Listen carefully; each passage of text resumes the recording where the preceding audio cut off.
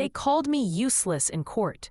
Then the judge read my documents aloud. Sophie Turner adjusted the collar of her worn blazer as she stepped into the courthouse, the echo of her heels barely audible against the marble floors. The morning sun streamed through the towering windows, casting a cold, unforgiving light on the imposing architecture, a daily reminder of the weight her work carried.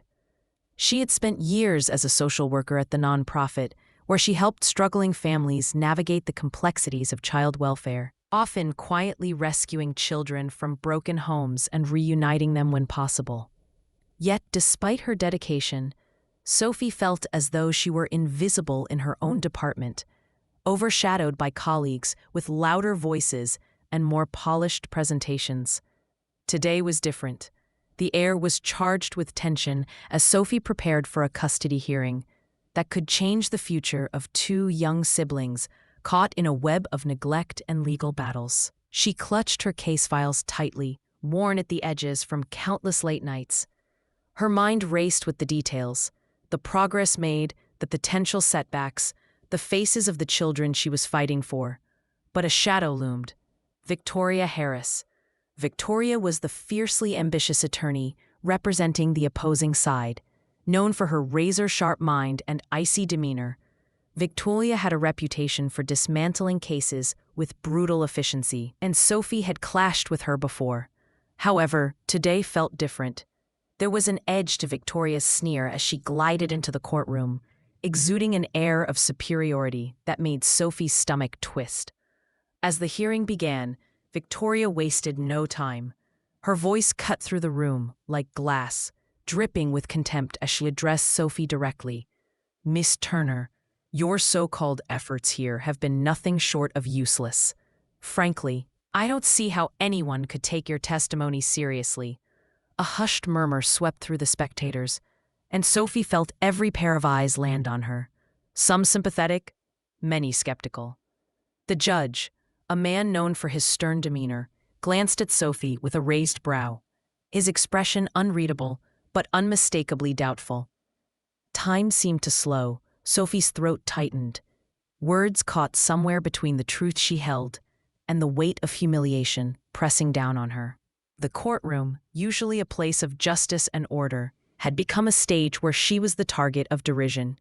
The sneer of Victoria, the whispers from the gallery, and that piercing glance from the judge all conspired to unearth a deep fear that she might be dismissed not because of facts, but because of prejudice and underestimation. Despite the rising tide of humiliation, Sophie's gaze flickered to the two children quietly seated nearby, their small hands intertwined. They were the reason she fought, the reason she endured the long nights and the crushing doubt. Yet, as Victoria's words echoed in the chamber, an unsettling question gnawed at her. Could she withstand the storm without breaking? The tension was palpable, thick enough to choke on, as Sophie's colleagues exchanged uneasy glances, some avoiding eye contact altogether. The insults in the courtroom were more than just words. They chipped away at her sense of self and professional identity. This moment wasn't just a legal battle. It was a crucible testing the limits of her resilience.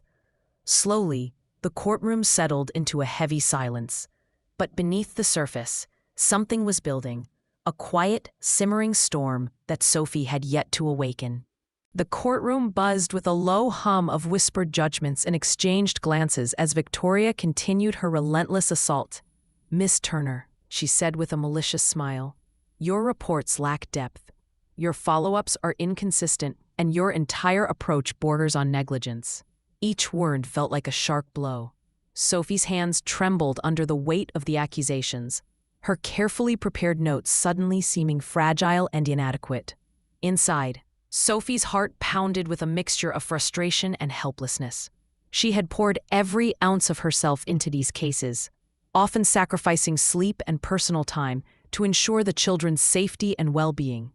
Yet here she was, publicly torn down by Victoria's venomous words, while the judge's gaze lingered on her, with a growing skepticism that felt like a verdict before the evidence was even fully laid out. Her colleagues, present in the courtroom to support her, sat rigid and silent, their eyes darting uneasily around the room. No one spoke up, No one offered a word of comfort or encouragement. In that moment, Sophie felt as if she stood alone on a thin ice floe, every crack beneath her threatening to plunge her into oblivion. Despite the storm, Sophie tried to steady her voice. "Your Honor," she began, the tremor in her tone betraying her inner turmoil. "I have consistently documented every meeting, home visit, and intervention with these children. My hope has always been their safety and future." But the words felt hollow under the courtroom's oppressive weight. Victoria shot her a chilling glare, as if daring Sophie to press further. The pain of humiliation was not just professional but deeply personal. Sophie recalled the long nights when her own doubts crept in, whispering she wasn't enough, wasn't strong enough to face the system's harsh realities. The label "useless" rang in her ears, echoing far beyond the courtroom walls. How did one prove worth in a world quick to judge and slow to understand? And yet, in all this, an ember of resilience flickered within Sophie, faint but refusing to extinguish. She remembered the children she was fighting for, their fragile hopes, the chance for a better life, hinging on this day. It was for them she needed to stand tall, even if every glance felt like a condemnation. As the hearing dragged on, Victoria produced a stack of documents, her voice sharp as she unveiled supposed inconsistencies in Sophie's testimony. "Your reports contradict your statements," Victoria declared triumphantly. The courtroom seemed to lean in, the tension thickening like a storm on the horizon. Sophie's throat tightened. Her voice barely rose above a whisper as she struggled to respond. Yet amidst the mounting pressure and isolation, there was one undeniable truth. Sophie's spirit, though battered, remained unbroken. Sometimes life's greatest challenges come disguised as humiliation and despair, testing the very essence of who we are. And in those moments, perhaps the most profound lesson is learning to hold on, even when the world calls you useless. If you've ever felt underestimated or overwhelmed by life's trials, remember that these moments don't define you. There is strength in perseverance, even if it's hidden beneath layers of doubt. Keep holding on, because your story isn't over yet. After the courtroom adjourned for a brief recess, Sophie retreated to the quiet corner of the hallway, clutching her file against her chest as if it could shield her from the tide of humiliation.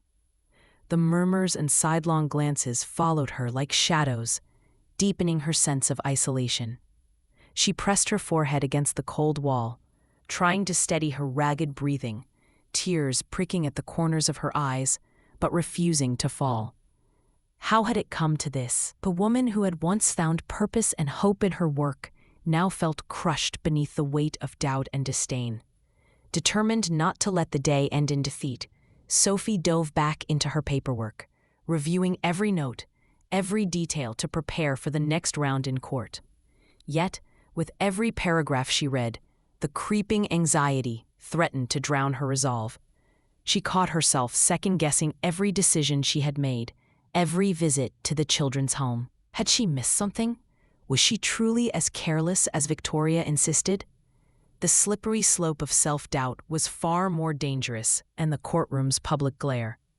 Several colleagues stopped by, offering quiet words of encouragement, but Sophie could sense their hesitance, as if they feared getting entangled in the confrontation.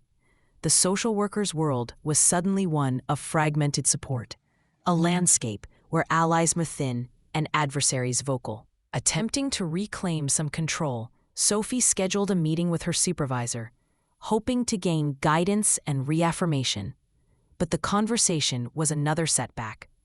Her supervisor, for all his polite concern, implied that perhaps she was too emotionally involved and that the department's priorities might shift with budget cuts looming.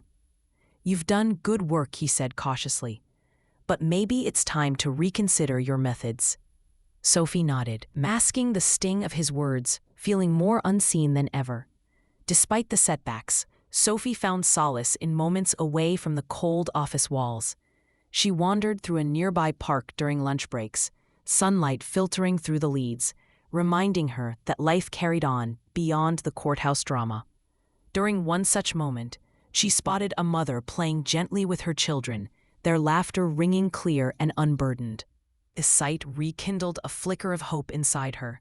This was the end goal, the possibility for happiness and safety that her work aimed to secure.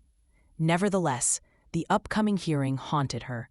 She rehearsed her testimony silently, trying to rebuild her confidence one fragmented sentence at a time. Still, every time Victoria's sharp tone echoed in her mind, the shadows of doubt returned. Could Sophie actually sway the judge this time, or was she resigning herself to a professional death sentence? Yet, amid these swirling emotions, a quiet determination took root. Sophie realized that crushing defeat was not an option, not when children's lives hung in the balance. This battle was more than personal. It symbolized her fight against a system that often overlooked the quiet heroes who worked tirelessly behind the scenes. Her story, like so many others, was far from over. In moments of despair, there are faint lights of possibility, sometimes emerging from unexpected places. Sophie clung to that fragile hope, uncertain yet unwilling to give in. For anyone facing their own trials of self-doubt and judgment, remember this: setbacks don't erase your worth. Every step through the darkness carries you closer to the dawn. Keep going, even when it feels impossible to stand. The following hearing morning arrived heavy with silence, the kind that clings to the skin like a suffocating fog. Sophie entered the courtroom, feeling warped by a swirl of dread and exhaustion. Her hands still shook as she clutched the worn file that now felt more like a shield than ever before. The weight of Victoria's relentless assault bore down on her relentlessly, as if the courtroom itself was an arena designed to expose and destroy. Victoria wasted no time escalating the attack. This time, her words were sharper, more calculated, laced with a cruel undertone that sought to strip Sophie not only of her credibility, but also her humanity. "Your testimony is riddled with contradictions," Victoria declared with a venomous smile, sliding unflinching evidence across the judge's bench. "Documents here show clear discrepancies in your reports. Missed appointments, inaccurate notes, decisions made without proper evaluation. How can this court trust a social worker so evidently careless?" Sophie's voice faltered under the crushing accusations. The room seemed to narrow around her as faces turned away, and colleagues who once offered tentative support averted their gazes entirely. The sense of isolation crushed her spirit, and for a moment tears burned in her eyes. But she swallowed them firmly, unwilling to provide an image of weakness. The judge, who had shown moments of skepticism earlier, now seemed visibly swayed, his furrowed brow deepening as he scanned the damning documents. Sophie's heart sank. It felt as if all her years of hard work were being erased in that single moment. The courtroom's atmosphere thickened into a tangible cloud of judgment, with whispers rising behind her back. She could almost hear the unfair verdict forming in the minds around her. This was her absolute bottom, the lowest point where despair and humiliation collided. In the cold silence that followed Victoria's closing argument, Sophie felt stripped of dignity, her professional reputation teetering on the edge of ruin. How did she, a woman who had devoted her life to protecting children, become so thoroughly dismantled in public? Yet just as the room seemed poised to deliver its final blow, the judge unexpectedly broke the silence. "Miss Turner," he said, his voice steady but carrying an unexpected note of gravity, "I would like to read aloud the full case files and all pertinent documentation you have submitted." The courtroom stirred, murmurs rippled through the audience. Victoria's smile faded into a tight line, her eyes narrowing in disbelief. Sophie's breath caught. The request was extraordinary, a public examination that could either deepen her humiliation or begin her redemption. The judge's gesture shifted the tension palpably. For the first time, Sophie's years of meticulous, painstaking work would be laid bare in the light of day, to be judged on their full merit. This moment marked the beginning of a change whose outcome was as uncertain as it was vital. The public and professional crucible Sophie endured had reached its peak, but beneath the heavy weight of shame, there stirred the faint pulse of hope. The story was far from over. And the true test of justice was only unfolding. If you ever find yourself at your darkest moment, remember that even the deepest fall can set the stage for an unexpected rise. Sometimes, it is through the most crushing despair that our greatest strength begins to shine. Hold fast to that truth, no matter how bleak things seem.